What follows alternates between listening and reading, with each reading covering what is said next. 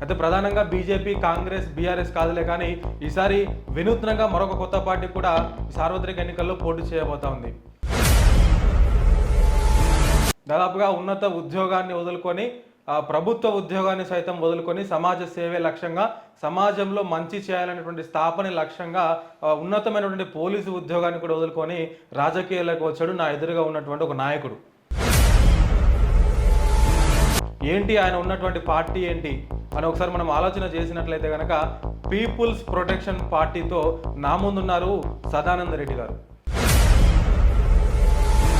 అంటే ఈ రాజకీయాల ద్వారా మీరు ఏం సాధిద్దాం అనుకుంటున్నారు సార్? సదానంద రెడ్డి గారు ఒక్కరు 2-వీలర్ బైక్ వేసుకొని 2 జెండాలు కట్టుకొని తిరగగానే సమాజం అంతా మారిపోతుందా? నా ప్రయత్నం ఉచిత వైద్యం, ఉచిత విద్య ఎట్లా తెలుసు సార్? 3 విషయాల గురించే. ఒకటి విద్య, ఇంకొకటి వైద్యము, ఇంకొకటి న్యాయం. మీలాంటి వాళ్ళ వల్లనే ప్రైవేటీకరణ నేను బ్రతుకుతుంది అంటాను. వాటికి అప్లై చేయమని చెప్పండి. మీలాంటి వ్యక్తులు కారణం అంటాను నేను. ఎందుకు సదానంద రెడ్డి గారి పిల్లలు ఎక్కడ చదివారు? మీరు ఒక 4గురికి ప్రభుత్వ ఉద్యోగాన్ని మాత్రం మీకు కావాలి. మీలాంటి వ్యక్తులే ప్రైవేటీకరణకు సపోర్ట్ చేస్తున్నప్పుడు మీ వర్షన్ రాంగ్. తాగుబోతులు అంటే తాగితేనే వ్యవసాయ పొరలు అవుతారా? ప్రస్తుతానికి తెలంగాణ రాష్ట్రంలో కాంగ్రెస్ పార్టీ యొక్క 100 రోజుల పైచిలుకు పాలన ఎట్లుందంటే ఏం చెప్పండి. మీరు స్కామ్ల గురించి అడుగుతున్నారా? డాక్టర్ బిఆర్ అంబేద్కర్ గారు ఒక మాట చెప్పిండు, political power is the master key అన్నాడు.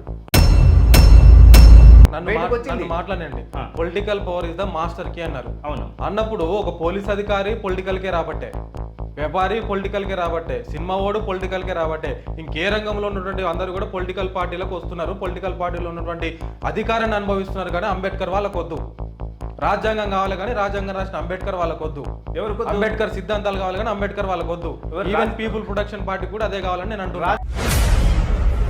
అంబేద్కర్ విస్మరిస్తున్నారు కానీ పొలిటికల్ పార్టీ పవర్ మాత్రం మీకు కావాలి, దాంట్లో ఉన్నటువంటి సిద్ధాంతాలు మాత్రం మీకు కావాలని నేను అంటున్నా. అయితే ఇవన్నీ కూడా ఆల్రెడీ అంబేద్కర్ గారు రాజ్యాంగంలో రాసినప్పుడు మీరు ఎందుకు రాజ్యాంగబద్ధంగా ఒక రాజ్యాంగాన్ని మేము కాపాడతామనేటువంటి దిశగా మీరు ఎందుకు అడుగులేస్తలేరు సార్? ఒక్క మన బీఆర్ఎస్ పార్టీ కూడా రాజ్యాంగాన్ని మారుస్తా అన్నది. రేపు 400 సీట్లు వస్తే బీజేపీ కూడా రాజ్యాంగాన్ని మారుస్తా అనేటువంటి కోణంలో మాట్లాడుతున్నారు. మరి మీరెందుకు రాజ్యాంగాన్ని కాపాడదామనేటువంటి కోణంలో మీరెందుకు మీ మేనిఫెస్టోలో కానీ మీరున్న ఈ పేపర్లలో కానీ ఎందుకు లేదు సార్? ఇలా రాజ్యాంగం ఇప్పటి వరకు ఎన్నిసార్లు మార్చబడిందో తెలుసా? అమైండ్మెంట్ చేయడం వేరు, మార్చడం వేరు సార్. అమైండ్మెంట్ అంటే పరిస్థితులకు అనుగుణంగా సందర్భానుసారంగా అమెండ్మెంట్ చేసుకోవచ్చు కదా. కానీ రాజ్యాంగాన్ని మారుస్తున్న వ్యక్తుల గురించి మీరేం మాట్లాడతారు సార్? మనకు స్వాతంత్రం వచ్చి 77 సంవత్సరాలు అవుతుంది. అంతకుముందు కూడా ఇలాంటి రాజ్యాంగము లాంటివి లేవని మీ ఉద్దేశమా? ఎటువంటి రాజ్యాంగాలు ఉన్నాయి తెలుసా? మమ్మల్ని గుడిలోకి రాని అని రాజ్యాంగం ఉంది, మమ్మల్ని చంపేసే రాజ్యాంగం ఉంది, మేము చదువుకుంటే మా నాలుకను కోసేసే రాజ్యాంగం ఉన్నది సార్. మళ్ళీ అదే రాజ్యాంగం కోరుకోవాలా మేము ఈ ప్రపంచంలో? ఓకే, భారతదేశంలో మళ్ళీ అదే రాజ్యాంగం మాకు కావాలా అంటున్నా. ఈ రాజ్యాంగంలో సామాన్య ప్రజలకు కూడా ఓటు హక్కు ఇచ్చిందా? అంబేద్కర్ ఇచ్చిండు, ఎవరిలే మాకు. డాక్టర్ బిఆర్ అంబేద్కర్ గారు మాకు ఓటక్కి ఇచ్చిండు సార్. అంబేద్కర్ ఒక ఆయన ఏమన్నాడు, చదువుకున్నోనికి ఓటక్కి ఇవ్వాలన్నాడు. కానీ నా అంబేద్కర్ ఏమన్నాడు, 18 ఏళ్ళు నిండిన ప్రతి ఆడ మగ వ్యక్తికి ఓటక్కు కావాలన్నాడు.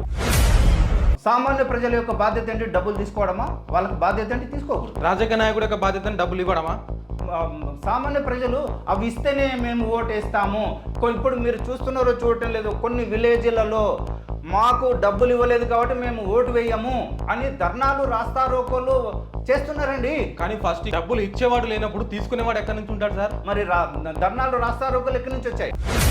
పీపుల్స్ ప్రొటెక్షన్ పార్టీ ముఖ్య ఉద్దేశం ఏంది, వాళ్ళ కార్యాచరణ ఎట్లా ఉండబోతుంది, మీరు ప్రజలకు ఏం చెప్తారు? ఫైనల్ క్వశ్చన్ ఇది.